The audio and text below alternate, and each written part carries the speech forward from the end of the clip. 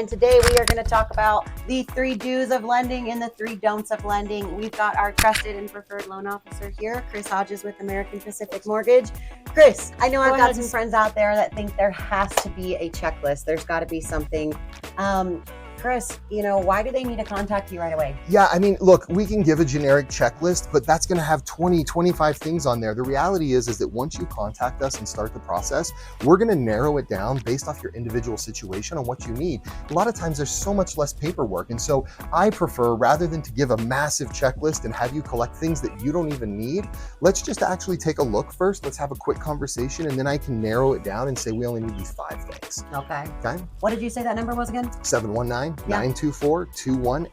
Okay. All right. Sounds good. And you had said, kind of in that discussion, did you mention financially, like that we're going to need a little bit of money? Yeah, I mean, look, at the end of the day, again, there's a lot of different scenarios and a lot of different situations, a lot of different loan types that require different things. But it's always sound to have at least, at a bare minimum, $1,000 set aside that you're going to use in this transaction. Now, obviously, the more you have, the better, but there are opportunities or options out there for if you only have $1,000, we can work with that.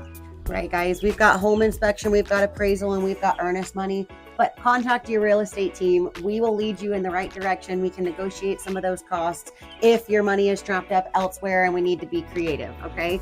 So those are your 3 do's. 3 don'ts. Chris, why do we not make big purchases? Yeah, so making big purchases, a lot of times folks will make a big purchase either right before or during, and it can blow up the deal completely, right? So we're looking at your overall financial health when we're looking at lending you this amount of money. You're borrowing $300,000, $400,000, sometimes more. That's a lot of money to be asking for from the bank.